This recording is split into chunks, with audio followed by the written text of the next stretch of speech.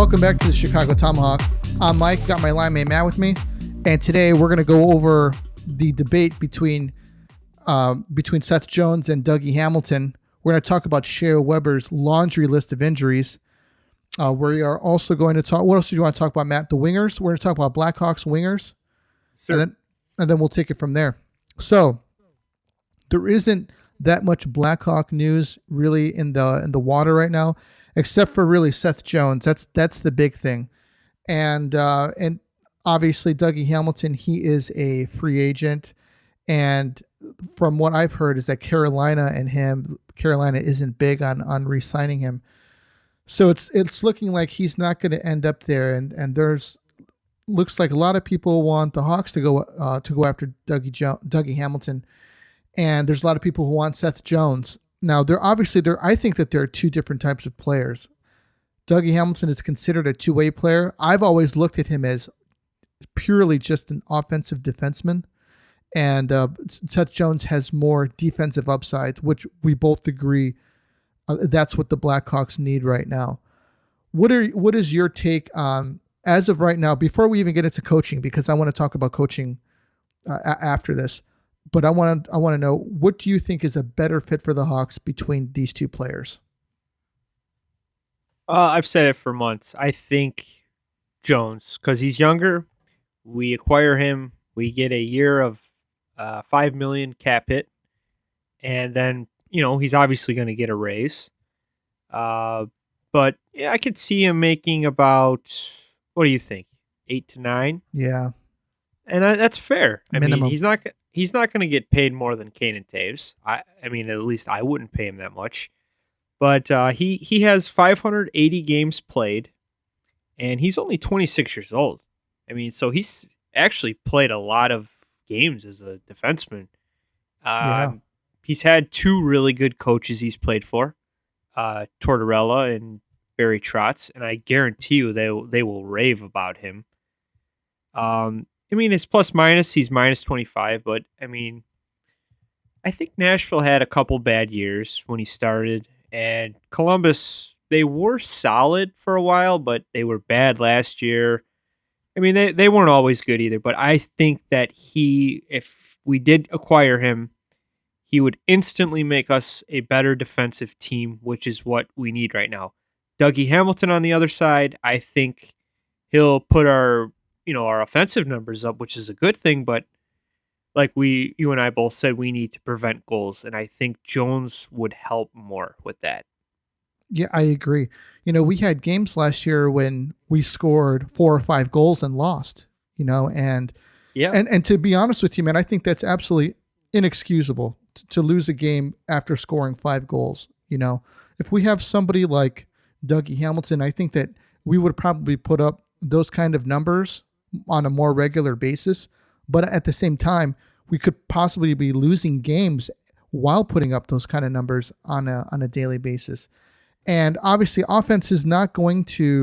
offensive success isn't always going to sustain you. As we saw in the playoffs this past year, solid defensive teams went very, very far into through the tournament, through the Stanley Cup Finals, namely the Islanders and Montreal. Yep.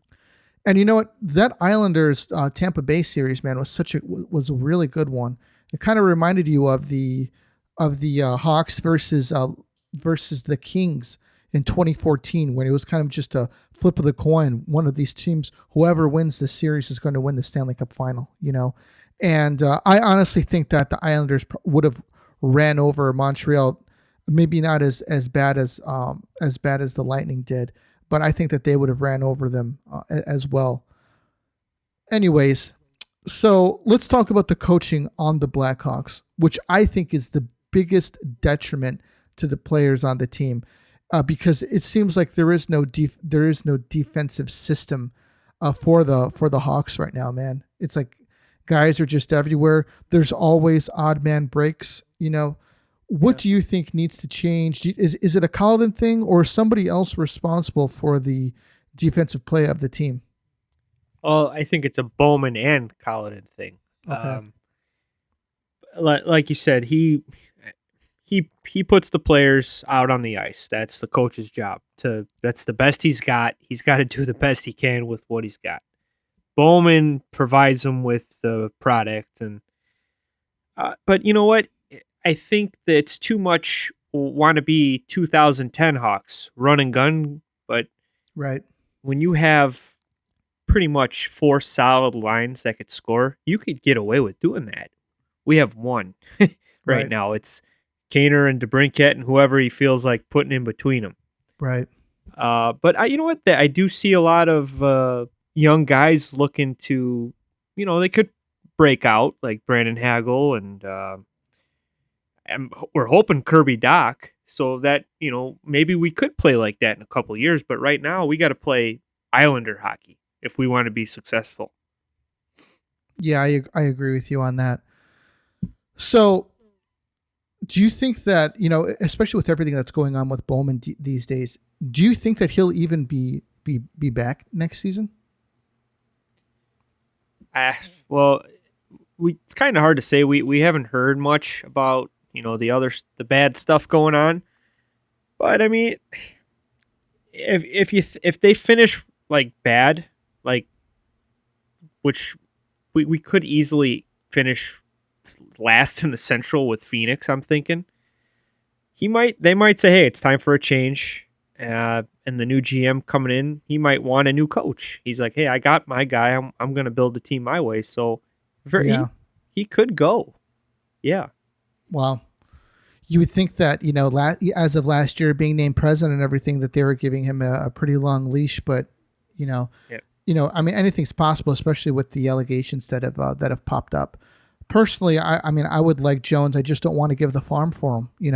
I don't want to give every piece that we have to get him here, because that essentially that kind of puts us back to where we were. Now we need young forwards that are ready to play and can score. You fill in a hole, but dig another one. That doesn't make sense. Yeah, I think another big hole that needs to be plugged up is the center position, because looks like Taser's coming back, which is great, but the last season he played, he was practically the only guy who could win a faceoff at one point. Last year, David Kampf really stepped up and improved his game at the dot, because last year he was the only guy who could win a faceoff. He had to go out in overtime to win us a faceoff. Right, possession. Right. That's what overtime's all about: getting that first faceoff and holding the puck. Yeah, and so now we could say we have 2 guys who could win faceoffs. Honestly, man, I'd like to have 2 more guys who could win faceoffs, because taking some of that responsibility off of Taves, especially as he's getting older, I think would really help prolong his career a bit. Not playing those long defensive penalty kill type situations, depending on what type of player do we want from him. Do we want him to just be a shutdown center? I think that's something he could do later on in his career when he gets older, just worrying about shutting down other teams. But I think he still has some untapped potential offensive upside that he could still contribute as a number 1 center. Personally, I want to see what's going on with Tyler Johnson in Tampa. Is he going to get re-signed? I think that he could really fit in on the Blackhawks, man, as the type of center that we need. What do you think?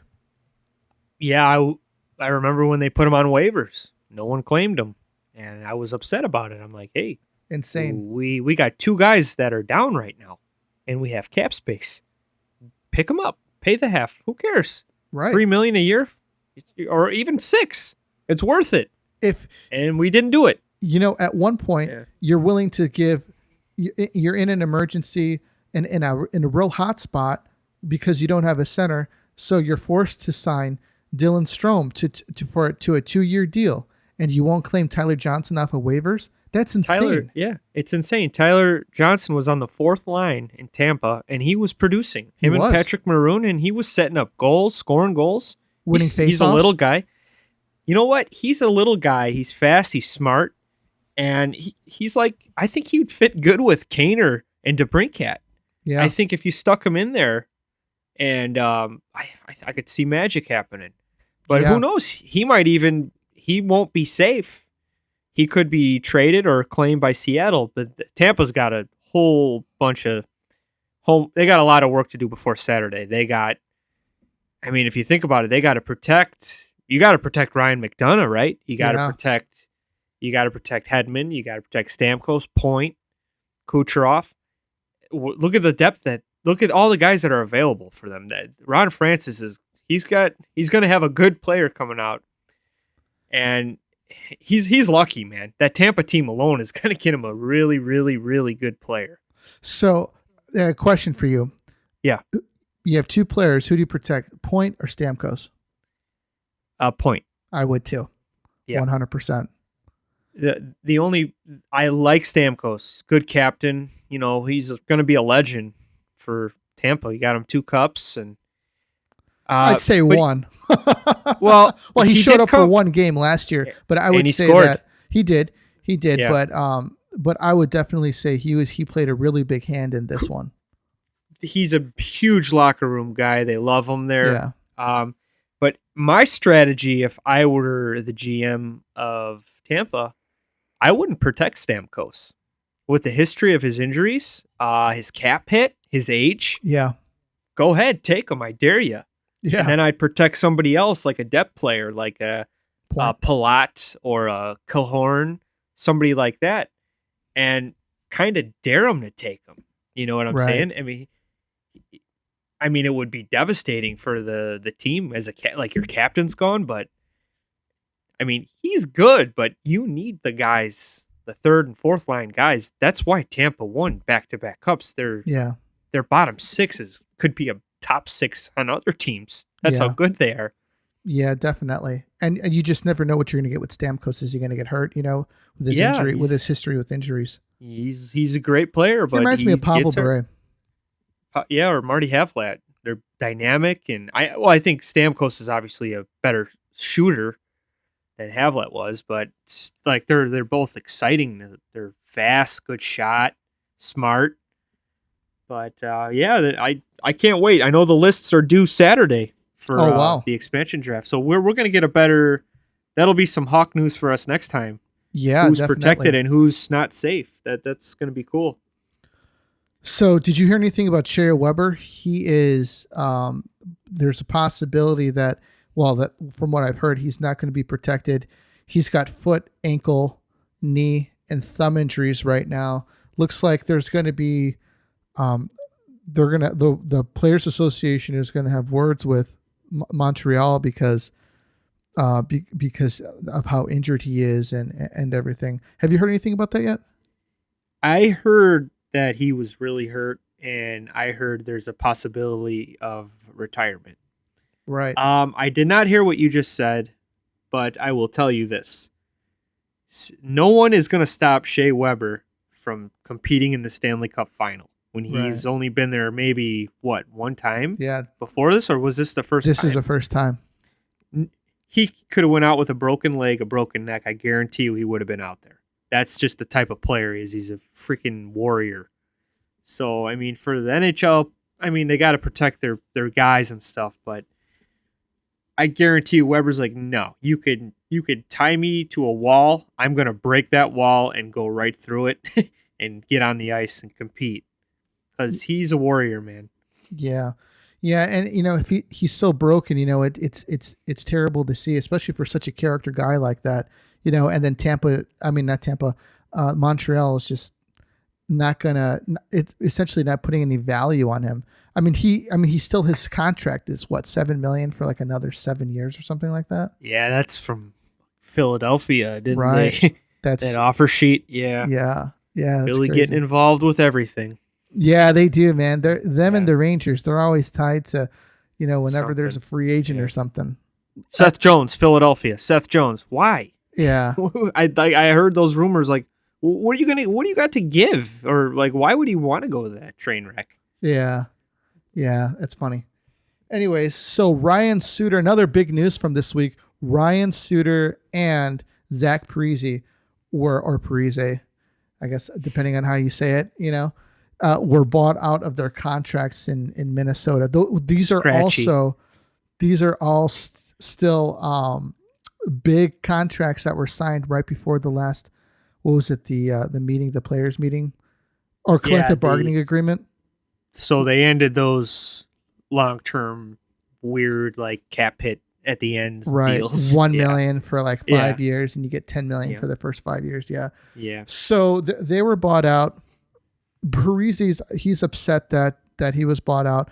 I don't understand why, because I think Suter was too. Honestly, he was surprised, and I was too with Suter. Oh, I think everybody was. I think Yeah. everybody was surprised because, I mean, let's face it, man. They were probably expecting to spend the rest of their time there. You know, Yeah.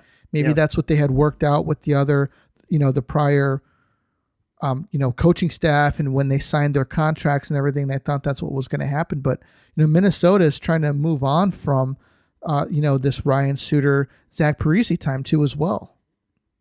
Yeah, Bill Guerin is the new GM, and he wants to put a mark on his team. And those weren't his guys. I don't blame him one bit for doing this. If he's got 2 buyouts, I probably would have done the same thing. But, I mean, Ryan Suter is still a good defenseman. There's going to be a lot of teams calling for him. Yeah. And I've heard a lot today on NHL Network that Edmonton, of all teams, is really high on him to play with Duncan Keith. Yeah. I heard that quite a bit today. And that'd be a hell of a second line pairing. He could fit in on any team, honestly. I bet you 32 teams would want him. Yeah. And he could play big minutes. He's smart. You don't hear about him much because he's doing his job. That's his job. Right. Parise, if he didn't see this coming, then he is pretty stupid because he was scratched. He doesn't produce. He's been overrated since he left New Jersey. The Devils. Yeah.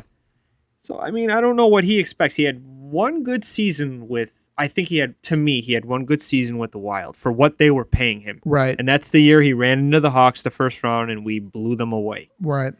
So, I heard he's going to the Islanders to reunite with Lou. And Travis Zajac. Enjoy. He's not going to do... his numbers are going to be worse because they're a defensive-minded team. So I don't know what they're doing with that. He plays a good two-way game. I mean, he plays a good defensive game, I should say. He's not going to put up points, though. Right. If you're going to spend money on a guy, Tarasenko is your guy. He's your game breaker. And his name has been linked to that team. And I think if I'm Lou, we're right there. We're one game away from the final. We need a game breaker. That's the guy I'm going after to play with Barzal. Yes. That'd be a good pick. He's the best name available right now. That wants to get traded, at least. Free agency, I don't know. Taylor Hall? No, thank you. No. No. As of recent news on him, they're saying that Boston, that they're nearing a deal. Yeah, good. Good for Boston. He was good the first round. I mean, me and you were both kind of saying, hey, maybe this is going to work out for him in Boston. But second round, he got one open net goal, and that was it. Yeah. So, I mean, that's your preview. So, I hope they don't overpay him. Right. And moving on to Colorado, we've got the Gabriel Landeskog.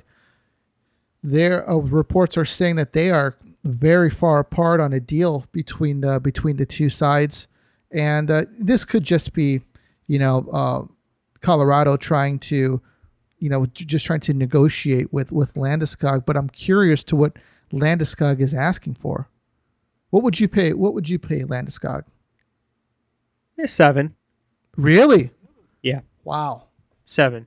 No higher, because you got McKinnon that's going to be getting paid soon. No one's getting paid more than McKinnon.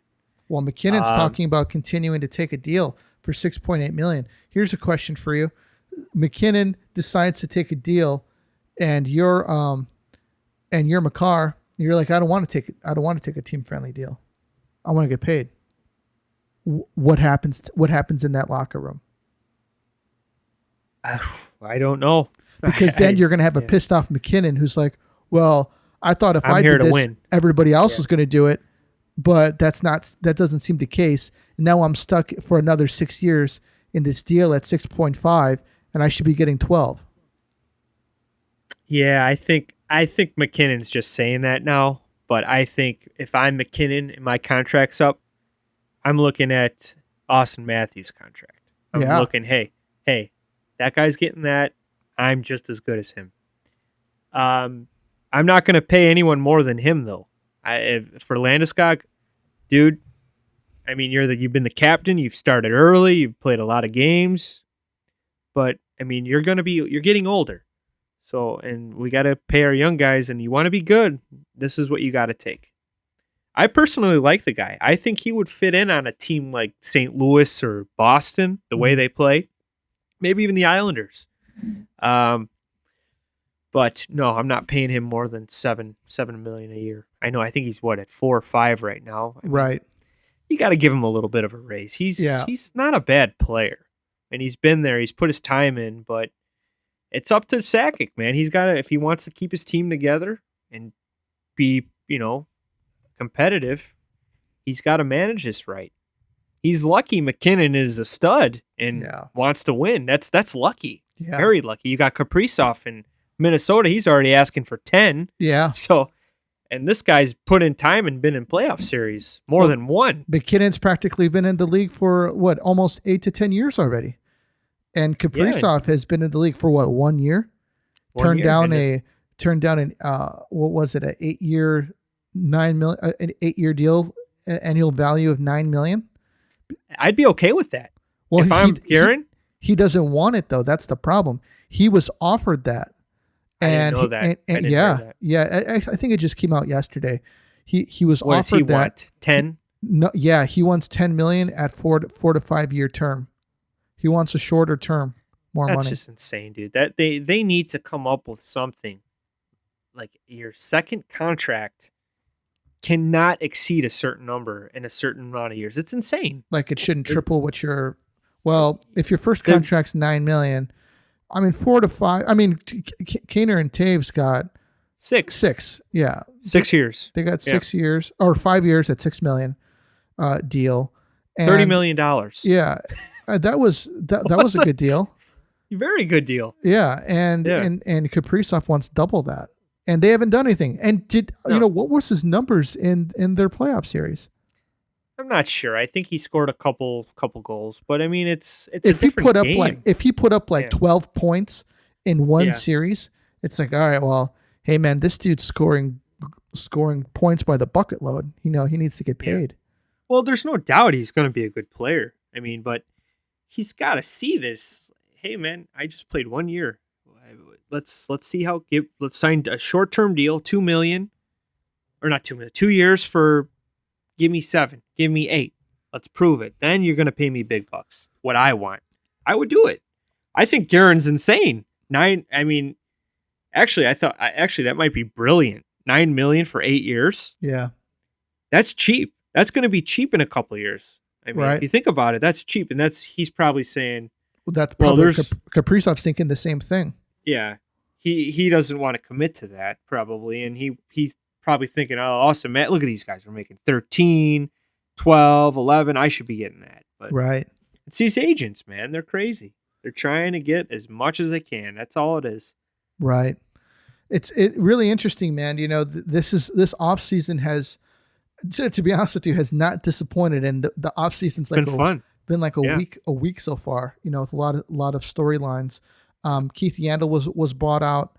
Who else? There's been some other minor news. Other than that, nothing really too big. We're definitely going to see what's going on with this Seth Jones thing because there's, obviously the rumor mill is going crazy.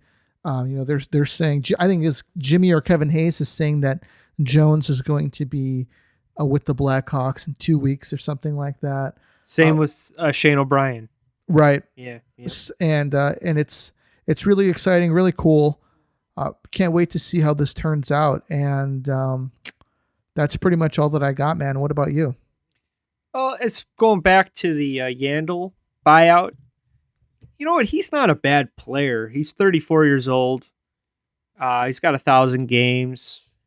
He was a big part of that Phoenix club for years back, and I think he was traded to Boston for a year, and then he went to New York. It didn't work out there. He ended up going to Florida. I thought he was solid.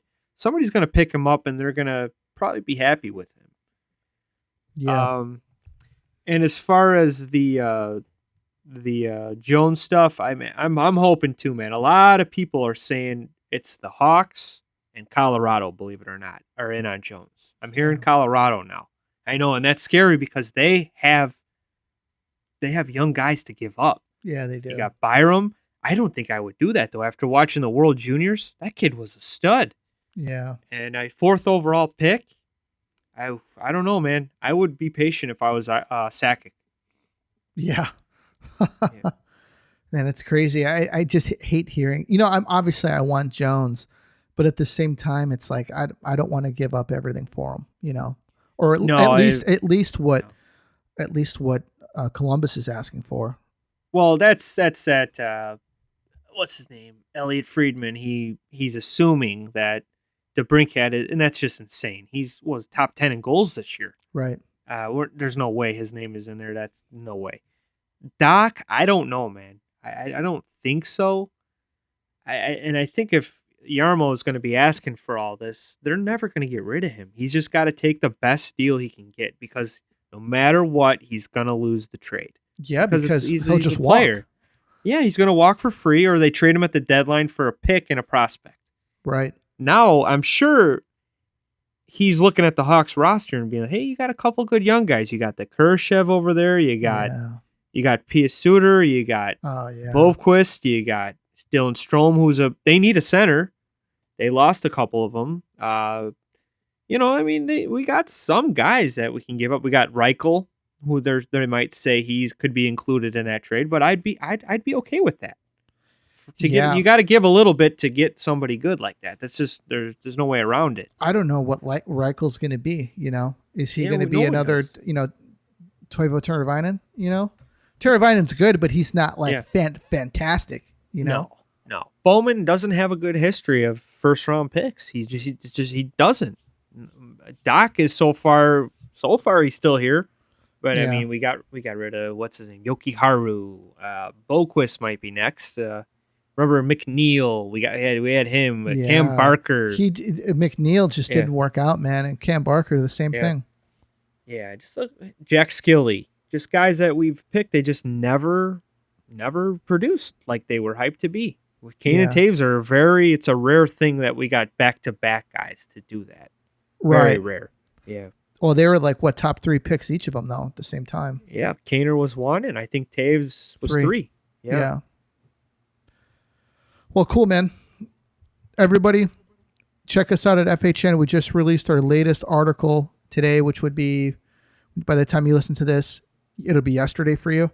It was about, kind of our tribute to Duncan Keith. Keith, we wanted to write an article about, Matt wrote the article about his experience of losing a big player, and it's tough, losing a fan favorite player like that. But go ahead and check that out. Give us a comment on there. Let us know what you guys think of the article. And we love talking to you on Twitter. It's been a lot of fun. We've been getting more engaged with Twitter and talking with people. And I believe I'm going to start doing Twitter Live. I tried doing it last week and it was, kind of weird. But I'm going to try and do another live this Wednesday, probably at 9 p.m. And just jump on, try and talk some hockey with us. And but that's all that we got for you guys tonight. You guys take it easy. This is the Tomahawk, and we're